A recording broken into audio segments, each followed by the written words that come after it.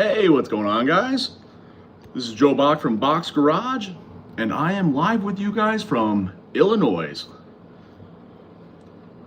I like doing these little updates when I'm out at hotel rooms, so I thought this was the perfect opportunity.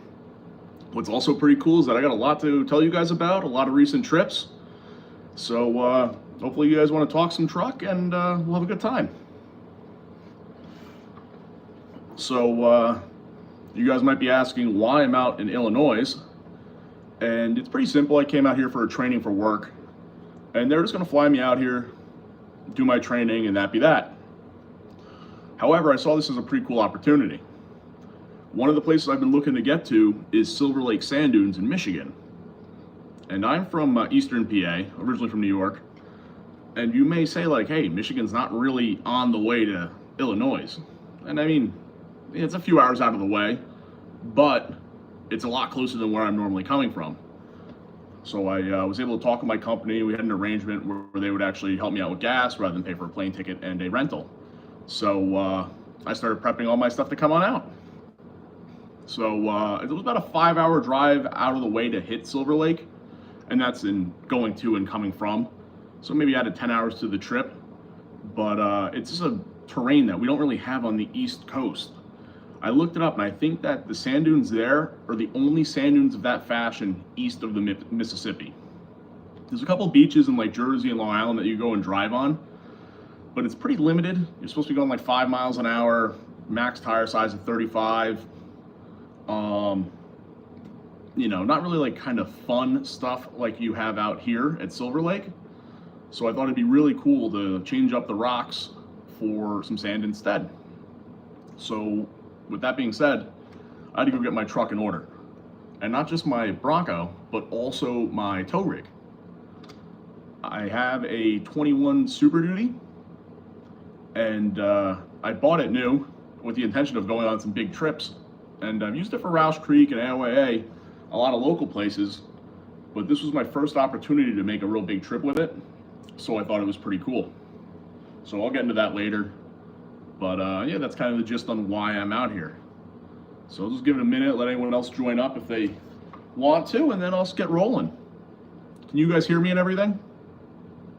If you can, if someone could just leave a comment, I just want to know that the sound is working properly and all. Ford was bad with warranty, heard. All right, cool. Ben can hear me, that's great. So, yeah, who else do we have watching? See Ben. Anyone else want to drop a comment? Let me know you're watching. If not, I'll just get rolling with some of my trip reporting.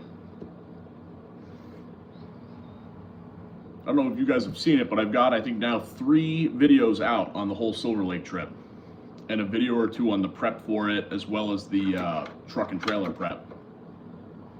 So it's been a lot of work to get to this point, but it's been well worth it, and I'll cover all that and go through that as well. The drone is pretty sick. Oh, hello, Kara. I don't know if I would use a drone as much out east with all the trees. I think it'd be cool for some of the rock obstacles, but out on the dunes is like the perfect place for the drone. So I'm really happy I brought that, and I think you wouldn't be able to get the scale of those dunes without the drone. So yeah. Got watchers from Port Jervis too. Very nice. So cool. Well, I'll get rolling. The truck does look small from the drone. So, cool. I got you, Ben.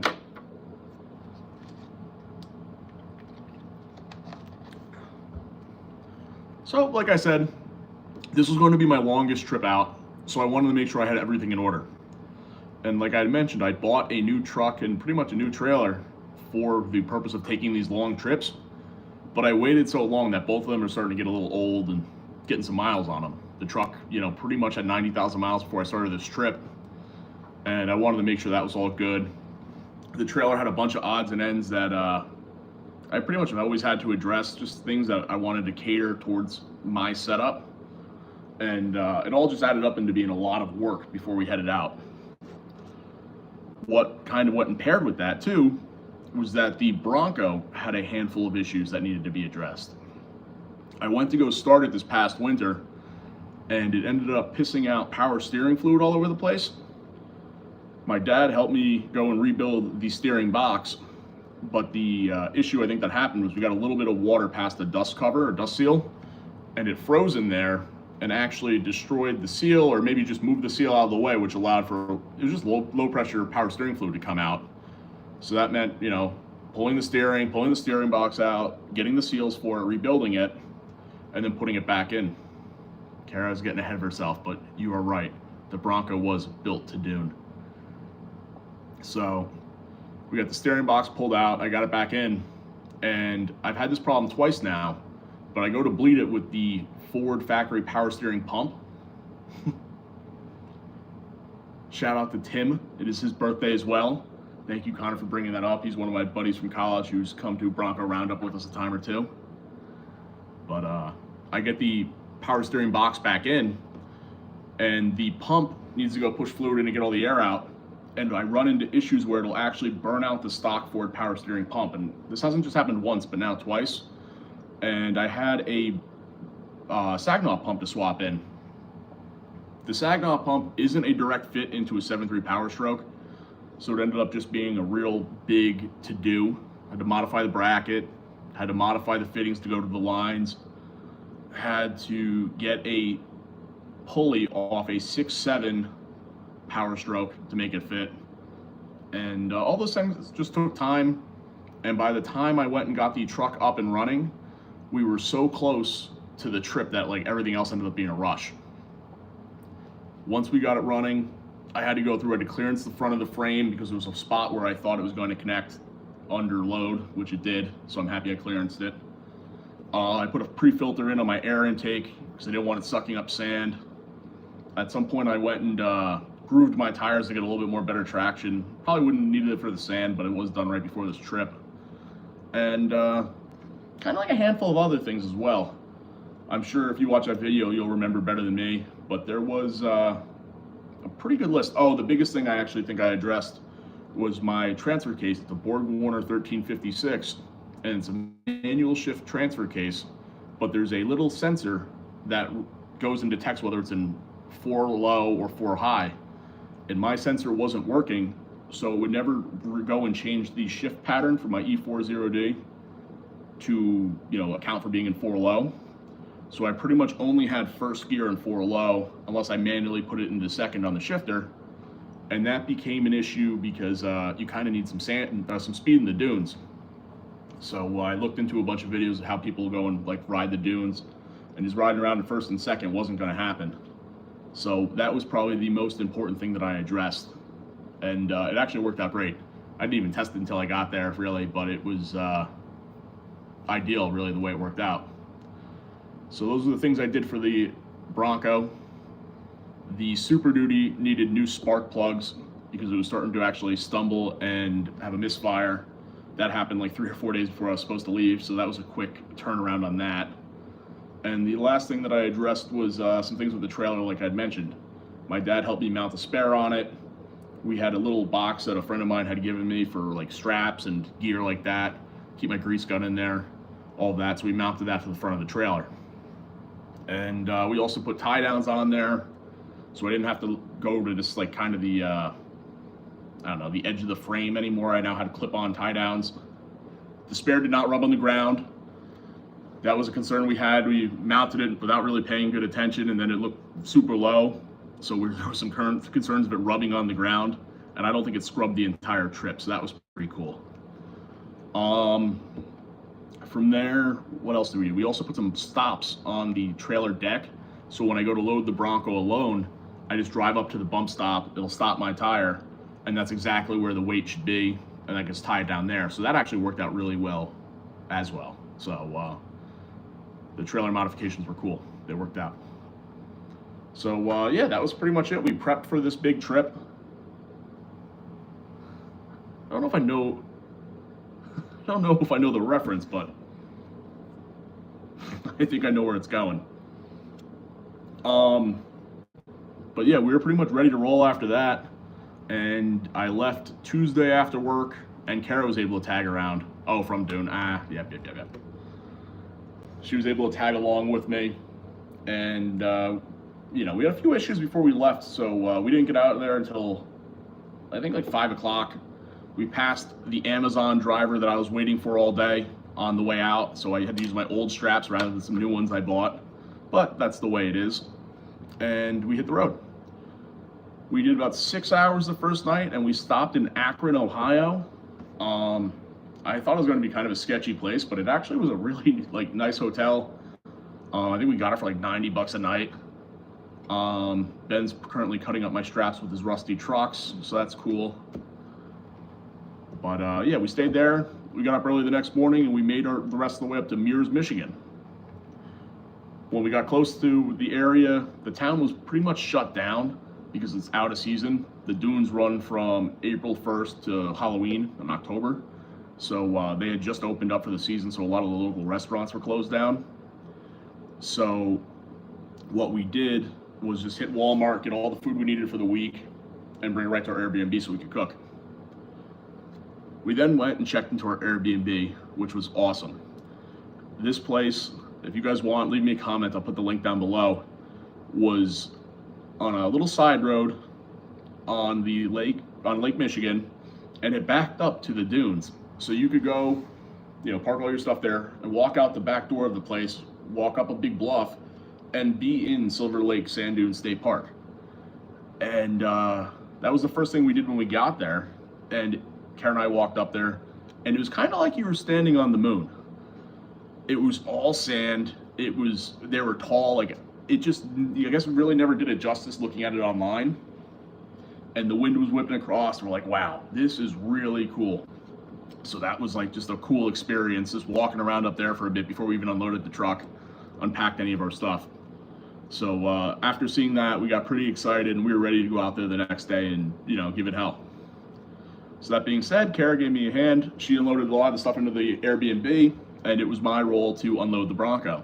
So we did that, cooked some dinner, and called it a night. Then it was time Thursday morning to go out and get on the dunes and actually play. A long time coming. I've been looking at this place for a year or two. So we go. The place is dead. The only person there is a park ranger, and we talk to her, and she kind of gives us the gist. And we have to go run across the street to a local store. I think it was Silverback Off-Road, and they sold the permits to get on the dunes. And they were $20 or $30. No big deal. We got it. We slapped it on.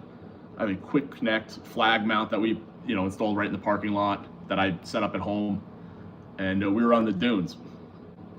So you get out to the dunes, and you have two choices. You go straight and kind of stay out of the big stuff and go down to kind of the beach and hang out there, or you could take a left and go up Test Hill 1, which is probably the biggest dune in the place, and that was the make or break of the trip. If you get up that, you're probably gonna have a good time, but if you struggle there, you're gonna be in for a rough few days. So I think Kara kind of wanted me to go down to the beach and start easy, but that's no fun. So the first thing we did was take a left and hit this Test Hill 1. And I've got to say, it was pretty sketchy getting up it, because you have to go and give it enough throttle that you have momentum to carry you up. But if you give it too much throttle, you might go over the other edge, which is a drop off. I guess because there hasn't been a lot of people there, it's got a pretty sharp 90-degree drop off, and yeah, it was dune of death. So we did this. You hit the bump, you get to the top, and you're like, oh man. And we got out and walked it around up there, and Kara decided to walk down the backside of the dune. She did not want any part of getting back in the truck, dropping off the backside and going down this thing. So if you watch one of the videos, she's got video from standing on the top of the hill because she would rather go and walk down the hill, or walk down the dune. So then from there, we went and we ran the rest of the consecutive dunes, and I'm giggling the entire time because it is just such a cool experience. It seems it almost feels like you're on a jet ski. You're bouncing along, or a boat going over waves. And it was just a cool experience. You had to keep some momentum going, so you travel up the next one. And yeah, for people that are into driving even quads or side-by-sides, it's definitely something I would recommend because it's pretty cool. Spooky is the way Kara's describing it. It was kind of spooky.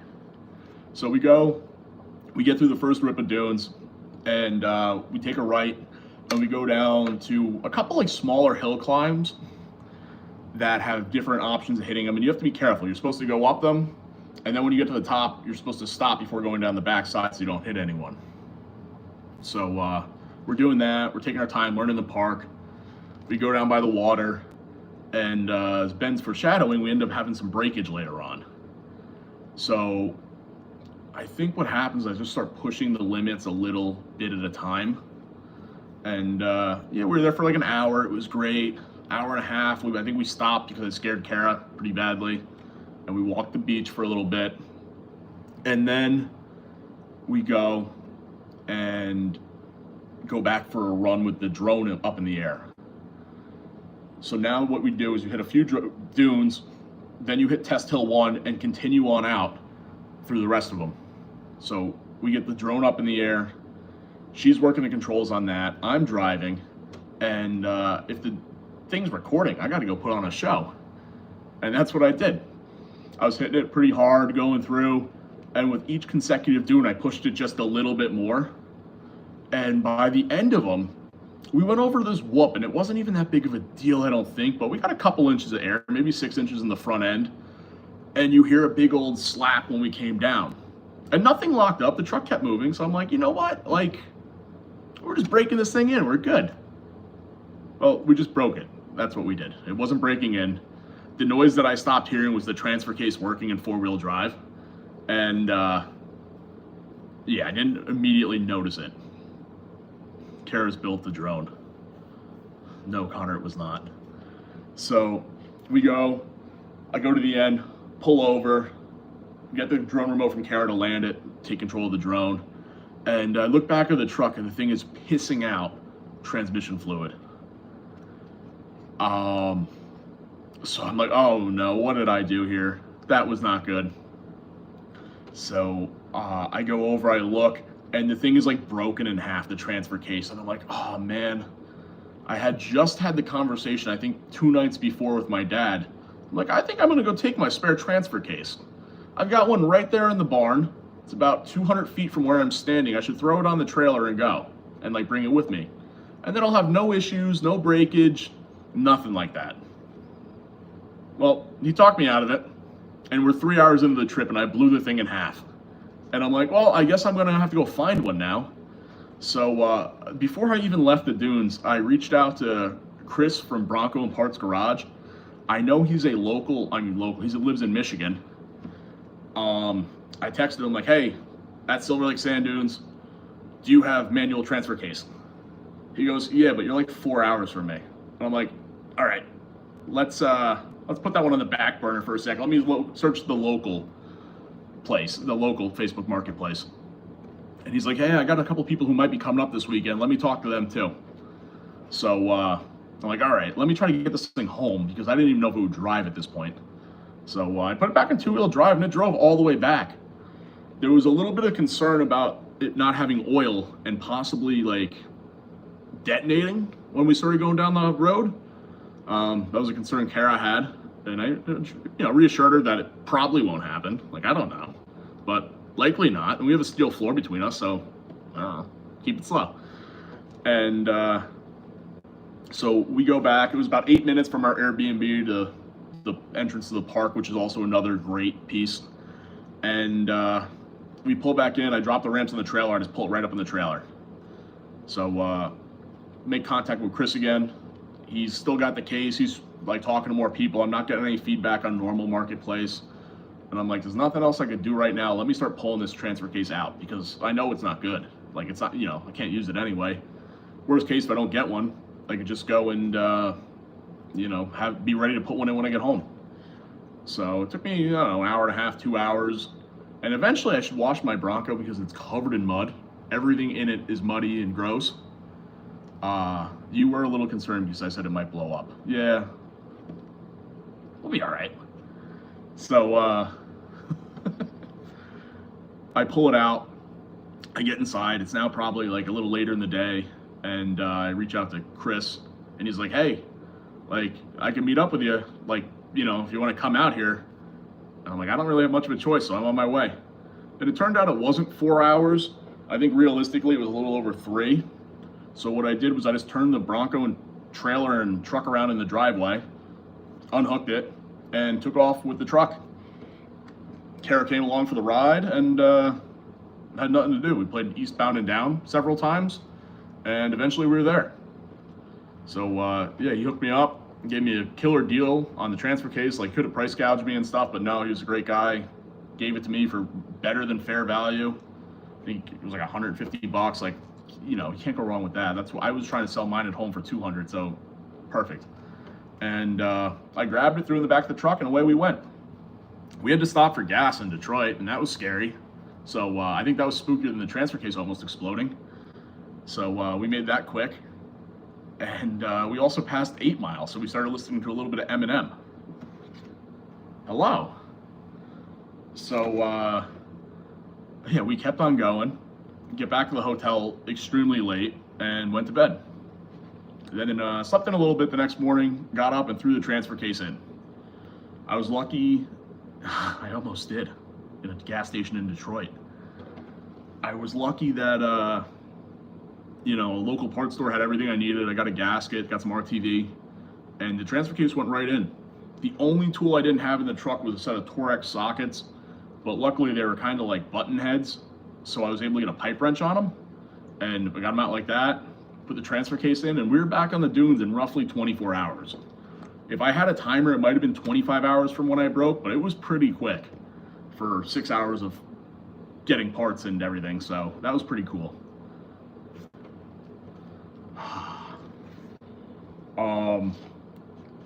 Yeah, so then we were back to the dunes, and we left the front drive shaft out so we didn't have to worry about stuffing it again into the transfer case. That's originally what blew out the original one. The drive shaft was too long, which is good for off-roading like in the rocks. But when you came down and landed on it, there was no more room for it to compress, and instead just shot into the transfer case and blew it apart.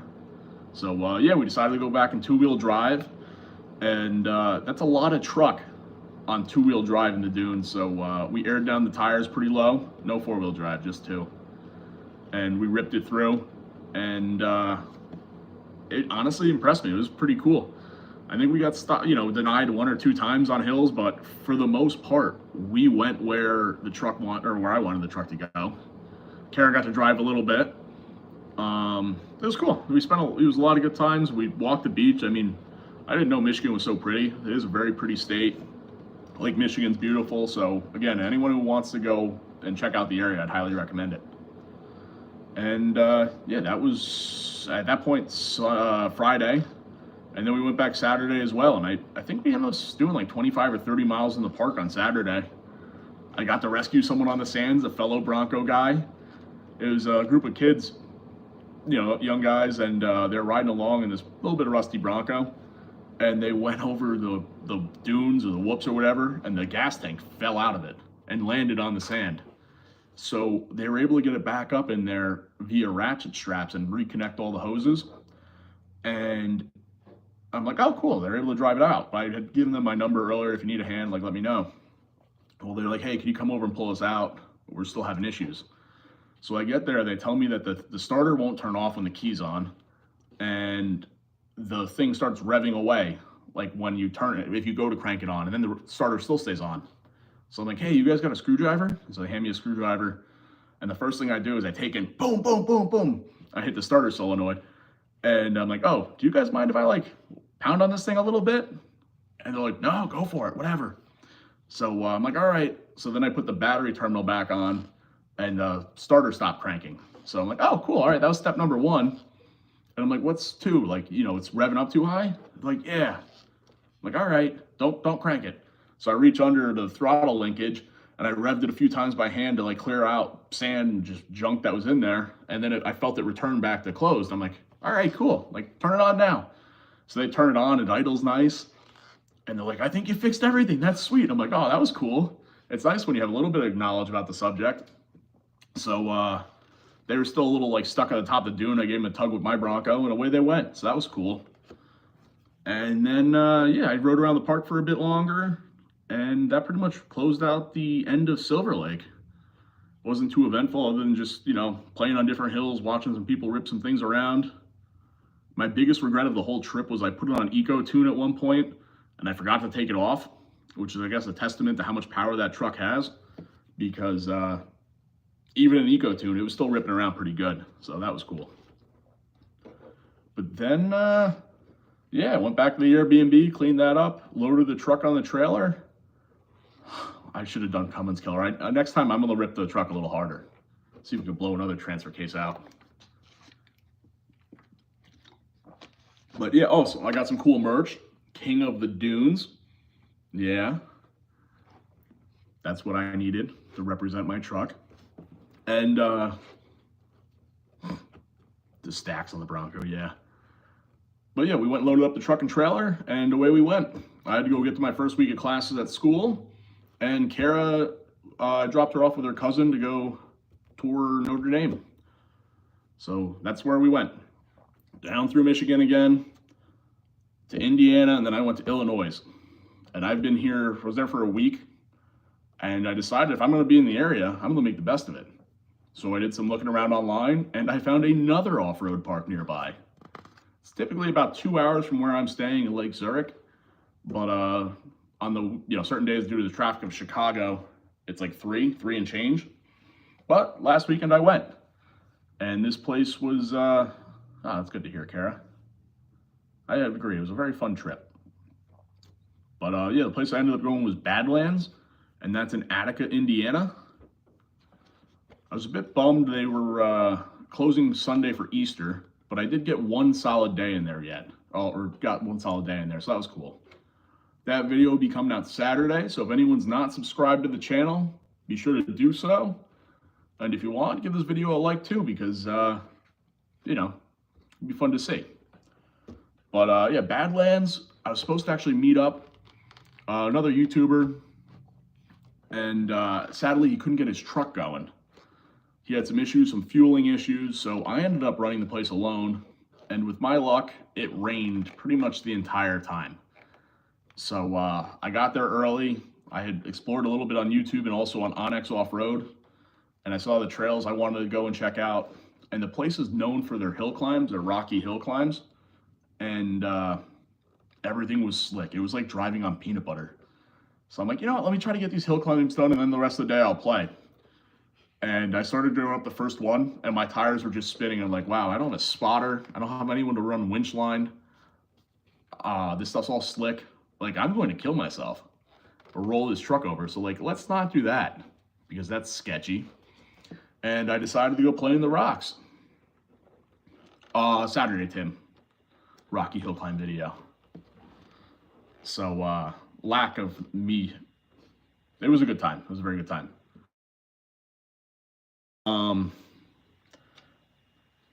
Anyway, we were at, I was there, and I'm like, let me go play in the rocks. I do a lot of rocks back out east.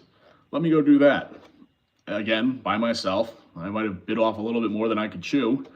And I high-centered my Bronco the hardest I've ever done it. It was to the point where my transmission pan was like inches, if not resting on a rock.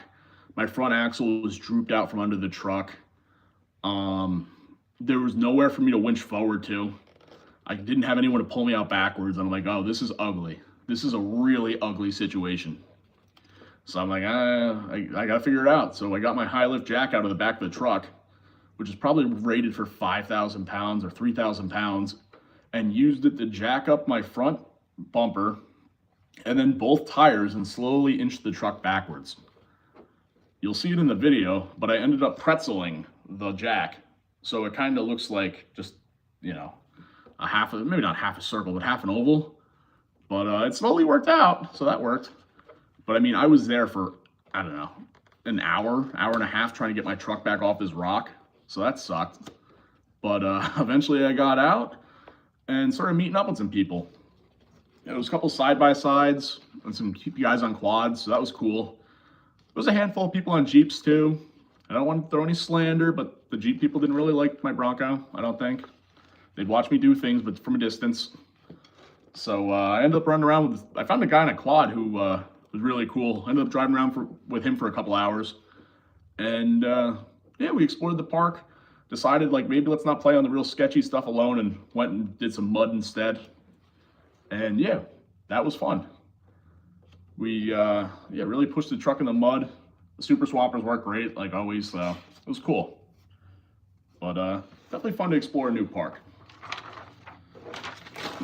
Now I'm going into kind of the rest of this trip. After the off-road park, I stayed in Attica one more day, and then it was time to head back up to Illinois. And like I said, I'm just outside of Chicago. So yeah, I came back up here for training. My last day of training is tomorrow, and then I'm gonna make the trip home and kind of top off this trip. If you guys want, since we're talking about it, there was a little bit of interest in the tow pig that I'm using and kind of some of the stats on that. So this is actually pretty interesting. So the truck is a 2021 F250 Super Duty. It's got a 7.3 Godzilla under the hood and a 10-speed behind it. I've had some issues with the 10-speed before, and it was actually partially replaced under warranty. I had to pay some out of pocket because it went out like at 67,000 miles. And I was worried about it going out again during this trip. It turned out I was actually having a misfire like I mentioned earlier. It was the spark plugs that made it feel like it was actually shifting erratically. And once I changed them, the truck drove a lot better, so that was cool. The truck just passed 90,000 miles, and like I said, this was my first big trip, so I was kind of excited to go and do this. And this is how the trip went, and I kind of told you guys earlier, but I'll run you through it again. So I went that morning from Eastern PA down to like northern New Jersey for work. Then I came back, and that's when I reset my odometer. And I went from Eastern PA through all of PA, through all of Ohio, to Mears, Michigan. Then I unloaded the Bronco and trailer there when I blew out the transfer case and went to Detroit, Michigan, then back to Mears. And then once the trip up there at Silver Lake was done, I went from Mears to Indiana to Illinois. Then once the weekend hit last weekend, I went from Illinois to Badlands, Indiana, or Badlands in Indiana, then back to Michigan. Now tomorrow, I'm gonna go back through Illinois, into Ohio somewhere, and then back into PA and finish out the trip. So I've got some stats that I recorded during the trip, and I'll go share them with you guys now. So this includes some mileage, some idling with the truck. There's a few times I left it idling, and might have swayed some of my averages, but it's still pretty interesting. Currently on this trip, from when I left home, I've logged 39 hours. So I haven't really been using it here. I've been commuting with the Bronco, so 39 hours is a pretty good bit of time. For mileage, I've put on 1,915.9 miles, so just under 2,000 miles, and I still have to go back. My average fuel economy is 7.8 miles per gallon. That actually got bumped up quite a bit due to the trip to Detroit and back without a trailer on the back. But yeah, still pretty cool. Then I broke down my average speed. So that was 49.1 miles per hour average. Actually pretty good, considering I've had a trailer on the back for most of it and like some idling time in there. So probably pretty close to 55 once you cut out that idling. And then for the big kicker is the estimated fuel consumption. I've done just under 250 gallons worth of fuel burnt, and I still got to go home. So yeah, probably be like a 300-gallon trip. It's roughly 6 barrels of oil. So yeah, that's kind of cool. Just a fun stat, I thought. But yeah, that kind of wraps it up for this trip. Things I've done here. And if you guys want, I was thinking about talking about some trips I'm looking to do in the future, and maybe a few upgrades that I'm looking to do once I'm back home. So if you guys have any questions about what I just went through, let me know. And if not, I'll start rolling into some of the things I have planned in the future.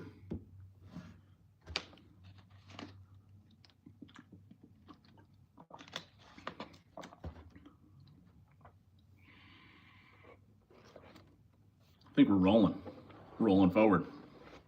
So we got like a handful of trips kind of set, and just a few like optional ones. The first thing I want to do is do a little bit more wheeling with the Hudson Valley four-wheelers. I'm part of their club, and I haven't been able to do a lot of wheeling with them recently, just because I've been doing so much work on the Bronco and like prepping for this trip. So once I'm back home, the Bronco's in pretty good shape. Like everything runs and working now. So I'm hoping to go out with those guys. Then my biggest trip after that is Bronco Roundup 2025. That is June 19th through the 21st. That is probably my favorite weekend of the year. This is their 27th year doing the roundup, and it's held in right in PA. It's Pine Grove Campground, and we wheel a lot at AOA and Roush Creek. So yeah, Roush Creek's probably my favorite place to go. What's the weakest link I have right now in the truck? Probably me driving it, if I'm being honest. Drivetrain wise, it's probably the front drive shaft. I was going to go into that a little later, and I have some issues with that front drive shaft. I think that's going to need to be upgraded pretty soon, and I think the transfer case is another like weak link. So yeah, I think those are probably the two biggest ones. Look at that, Tim. Thank you. A true craftsman never blames his tools. But yeah, the transfer case is probably the weakest link. But I really, the reason it failed was because of kind of the way I have it laid out. I just had too long of a drive shaft in the front. If I had a proper length drive shaft, I don't think it would have broken. I could have ran the whole thing in four-wheel drive. So the issue I am encountering though is I don't think that drive shaft has enough droop. It's got 1350 U-joints. It's got a double cardan on one end and a single U-joint on the other. And on the downward travel of the axle, it runs out of droop. So I think I want to go to a specialty drive shaft in the front, or possibly two single 1410 U-joints, because I think they would have enough droop for what I need to do. But yeah, that was a good question. But I think, yeah, probably front drive shaft followed by transfer case. The truck could also use some armor though too. I need sliders. Every time I go out, I've been hitting the under the doors on rocks. And a few things I want to modify in the back end too for extra clearance. But I'll get to that. Good question though. But yeah, I was going through Bronco Roundup. The transfer case destroyer. I will say the drive shaft outlasted the transfer case. That's what went and transmitted all the force, and it was fine going back in. It ran good. Like, there's no issues with that as of now for that usage. Yeah. Speaking of the other place in PA though, AOAA, that is where Nova's Trail Fest is held. That's being held in August, and I like going there. There's a lot of members from the club I'm part of that go, and it's a good event. It's just easy. It's easy to get an Airbnb near by the campground or by the off-road park. So I go with my parents. Maybe my dad will have the Blazer done this year, so we can bring that and go do some hard stuff there. But we'll see. That brings me into my next goal for trips this year, is a first run with the Blazer. I'm sure we could get that done, especially if we leave comments and bug him. I will share them with him. And it'd be really cool to go and hit some local trails with that, and then maybe bring it down to Roush and run some rocks. I think that it's on 43s and 1 tons, so I think it'll run all the big rock trails pretty easily. So yeah, whenever you think about it, leave a comment anywhere on my videos, and I will be sure to put it to him and let him know that the people want to see the Blazer done, because it's been years. It's been sitting around too long. So it's going to be fun to run. And the last thing I really have planned, other than maybe a Blazer trip out, is the Great American Crawl. It's a event. They do off-road meetups kind of across the country, and they're sponsored by Mickey Thompson's. So they're actually doing something down in Windrock, Tennessee, and that is a park that I've wanted to go to for years. And what's cool about it is that there's other people that are going to be there, so it'll be easy to meet up and be shown around the park. So yeah, if things are working out, I think that'd be a really cool trip to take. That's I think the weekend right before Thanksgiving. So yeah, have to keep that one in mind. That being said though, yeah, I'll go back to the trail damage since we were just talking about that. As we've covered, I blew apart that transfer case. But that transfer case wasn't at fault for that. That was just the way I had it set up. If I had a proper length drive shaft, it would have been fine. Honestly, if I had a stronger transfer case in place, I probably would have snapped the output of the transmission. So it's really not a bad thing to have as a weak link. It only takes me a few hours to swap it out if I have a spare. So maybe that'll be a weak part of my system, is keeping the spare with me. I'll address that. Other than that, though, I didn't really have too much trail damage at the parks. Not really any damage. Oh, you're going to Rosh Creek tomorrow? If I was bad, how long are you going to be there? Not really too much body damage, though. That'd be cool. It's a great park. If you have any questions on what you should run, if you're not familiar with the park, let me know. I could point you in the direction of some good trails. Hey, what's going on? What's going on, man? I was just talking about the trip out to Badlands and all that stuff. But, yeah, Badlands was cool. It was pretty big trails. I didn't really beat up the body there. I need sliders because when I got bellied on that rock, I was hitting under my doors. So rock sliders would be very important to me. And the only damage I really had there was I went through so much mud, it went and lifted up my rear quarter panel. That panel's been patched together a million times. A little bit of rust kind of like where it meets the door. And it's not super secure, I guess. And I was throwing baseball or softball sized globs of mud at it at high speeds. And it actually lifted off the truck a little bit. So I have to go kind of put that back into place and just patch it back in for the time being. But I'd like to address that in the future. But for the time being, like, I run the truck too hard to really do great body work on it. And if I change it out, I'm not going back to steel. Steel is just such a pain to work with, and no matter what, every time you crunch it in, it wants to go and rust. So I have something maybe in the future to address that. But with that, I think I'm going to some future upgrades I want to hit. I have a lot of things that are in mind for protection. Not just for the truck, but also for me, because I was doing some sketchy things at Badlands and I felt slippy slidey, and I did not like that. So first thing I want to do is finish up my roll cage. I've got a 6-point cage in the rear of the truck, but I have the bars that go up front down by the A-pillar, but they aren't installed yet, so I think I should finally get around to installing them and then making kickers that go to the frame. That way that the cage is all, you know, stiffened up as strong as it could be, and I'd be a little more confident doing these sketchy obstacles. For protecting the Bronco itself, like I mentioned, the sliders, they're important. I should get them done before Bronco Roundup. But the other thing I want to go and do is make a skid plate. When I was sitting on that rock and there was a rock touching the transmission pan, I'm like, this isn't good. Like, I need to just go put something under here to protect it, because it's 8,000 pounds. You don't want it sitting on your transmission. So, yeah, that's got to be addressed, and that should be a pretty simple thing. Only maybe a weekend project to really get that fixed up. So that pretty much is what I need for safety. And then with the roll cage, I should pad it so no one hits their head on it. I think that's a good idea. Kara's hit her melon a few times on the roll cage, so that should be something I should address. As for capability increases, I want to go and shave my rear axle. I have the shave kit from Ballistic Fabrication, and that should be pretty easy to do now that I have a good setup for it. We have the Bridgeport at my dad's house, and I've done the front Dana 60, so the rear Sterling 1025 shouldn't be a big deal. While I'm reworking that, I want to help the clearance back there too by putting on different shock mounts, raising those shock mounts I have up a little higher, and also reworking my anti-wrap bars. If you guys have watched any of my videos, I've got those big bars under the back of the truck, and they just hang low, and I was dragging them through the rocks at Badlands. And I'm like, you know what? If I'm going to be pulling the rear axle out, I should address this. So I think that'd be pretty cool. Also, if I'm pulling the rear axle out and I want to increase the capabilities of the truck, I should look into installing the airbags I purchased.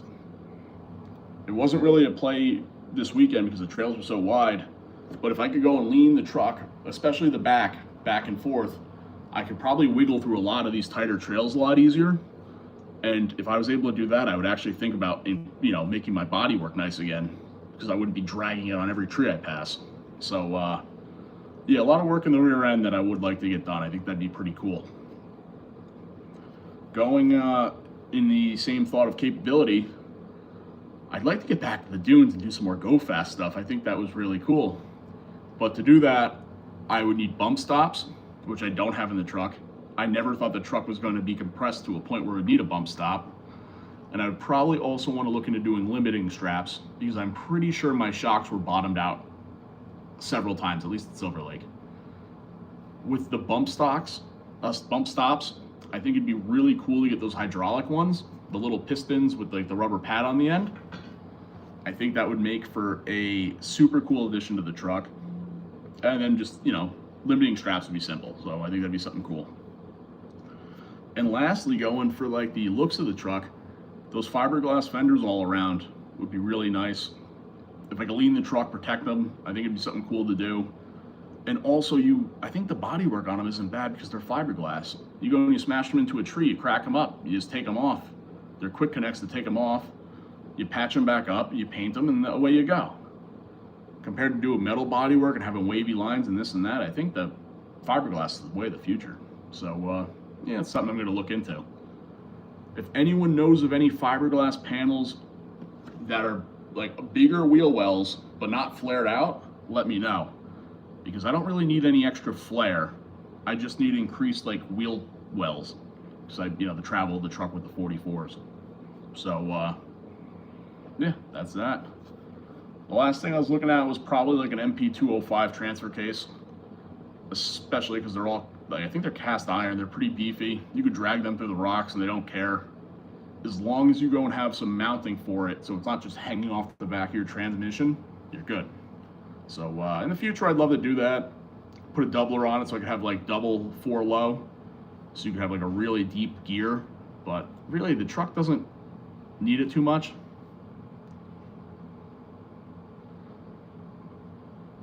Yeah, I think that would be cool to do the fiberglass all around. Especially like you said, if the front doghouse, the whole front fenders and hood, it'd be cool to make it into a flip forward setup. So you go in there and service everything real nice. I think that would be something I would consider if I went the fiberglass route. Just having super easy access. But yeah, fiberglass would be cool. A doubler would be a nice setup, but nothing like probably required yet. It'd probably be a while until I address that. And the last thing was a better front drive shaft. And I just got to do some research research on that and see what I need. But yeah, other than that, the truck performed really well. It had the power for the dunes. It had the tire size for the dunes.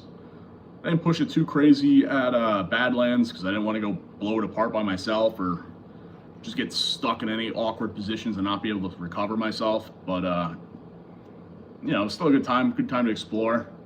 And hopefully one day I'm back. I'd like to hit both these places again.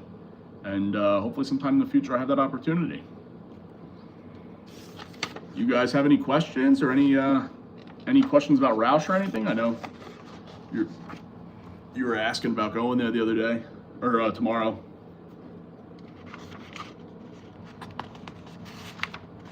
But I think that's pretty much all I had, note-wise.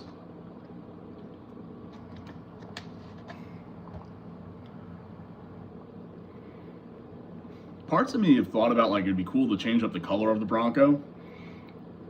You know, black's always cool, but it's hard to keep it clean. And it's also just like it scratches up and like it's kind of overplayed. I think it'd be fun to like change it up and do something a little bit more unique. But like, I don't know. I've had that truck as a black Bronco forever. I think it's got to stay that way too. So I'm conflicted about that. But that's something I would address when I did fiberglass. But Ben just asked me what my favorite park is after this trip. And I think I still have to say Roush Creek. It's a little bit bigger than Badlands, which is cool. And it's got a lot more obstacles that are more well suited for what I do. I think the steep climbs are really cool at Badlands, but they're pretty sketchy and spooky. And I can't really, you know, do them all day long because eventually I'm going to roll the truck over. Where Roush has a lot bigger like rock obstacles, where I think you could kind of run them, you know, all day and just have such a variety of different things to do. But I think Roush would still be my number one. And then also Silver Lake, like, it's cool running through the sand, but you kind of have to have your head on a swivel. There's so many people running around with quads and side-by-sides and this and that, that you really have to be alert, where you can't just pull over on the side of the trail and watch someone else do their thing. Like, you have to make sure that you're in an area where you're well seen, so someone doesn't fly by and like whack you or this and that. So it's a little bit more stressful. You really want to like think about where you're putting yourself. So and then Claire says AOAA. She likes that because there's a lot of green trails, so it's not so scary. But I like that too, but the place is so big it's hard to hit like the volume of obstacles you normally want to do. You know, you spend half the day like commuting around the park, it seems like. So yeah, I would have to say Roush Creek's probably my favorite place. And Mad Mitten Off-Road is in the chat. He's actually the guy I was supposed to meet out there at Badlands, who sadly ran into some issues. But yeah, definitely check out his YouTube channel. He's got a pretty sweet Bronco, and he just posted a pretty cool video. It was a build on a budget, and he put this truck together for like, you know, pennies on the dollar. Really, it's very impressive what he was able to do. So hopefully I get another opportunity to wheel with him at some point. But yeah, look at you, Ben. You have some good questions today. I appreciate that.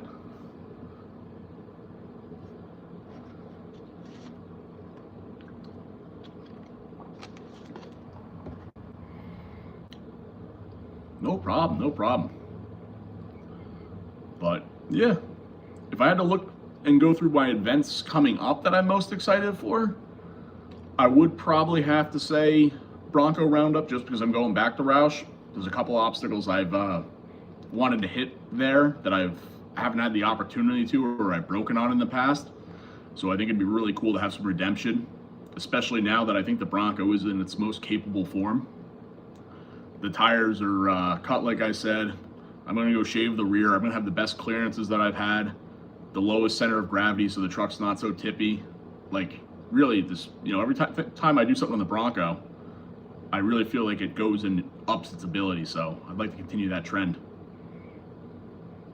And no, I don't feel bad about it. You know, things happen.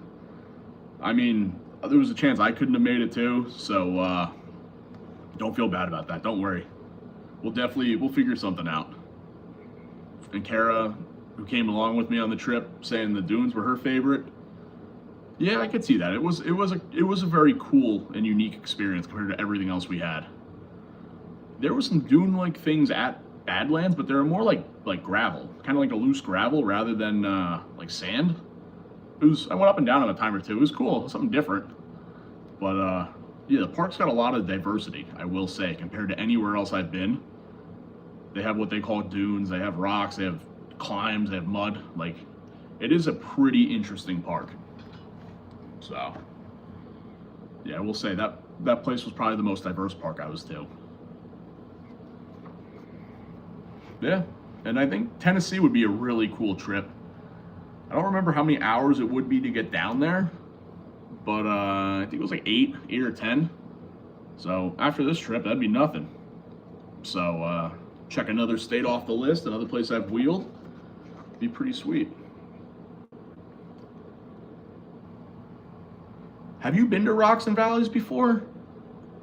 Is that really like at the top of Michigan? Because I've heard a couple people talking about that and it didn't come up in my searches. So I wonder if I missed out not going there. But yeah, I've heard about that place a bit.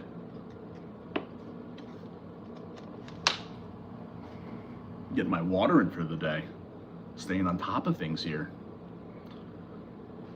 Yeah. Anyone else have anything they want to bring up? Any questions? It's been cool getting to sit down and run through this stuff with you guys. It's cool to see some people show up interested in what I'm saying, so I really appreciate that. And like I mentioned earlier, be sure to subscribe and stay tuned for that video coming out Saturday at Badlands. I think you guys will enjoy it. I did some cool stuff. Got to play in the mud like I like to do. And yeah, it was overall a really good trip. So, can't complain. Now that things are kind of wrapping up here though, I've got a few things to do on my truck and trailer. I've got a little oil drip in the front under the 7.3. I'm not really sure what that's about, but it's not noticeable on the dipstick. So, you know, I'll just keep an eye on my fluids, and when I get back, I'll really diagnose that and see why that's leaking. Hopefully that's covered by Ford's extended warranty, because they gave me one after replacing my trans at 67,000 miles.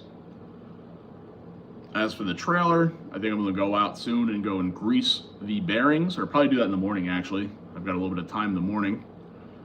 Give a little shot of grease to each one of my trailer bearings before the 12 or 14-hour ride back. And I need to go top off a tire on the trailer. I've got one tire in the right rear that has a slight leak in it. So I think when I get back, I'll pull that off and maybe patch it from the inside and put it as my spare and throw my spare on as like my permanent tire.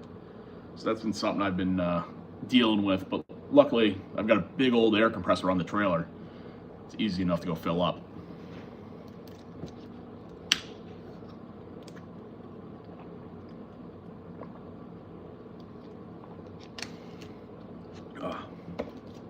But yeah, Rocks and Valleys would be sweet.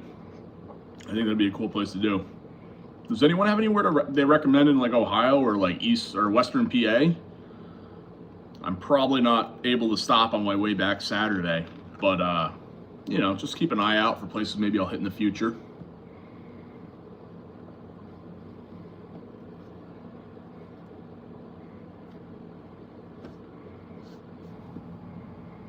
If not, I'll probably get to wrapping this whole thing up.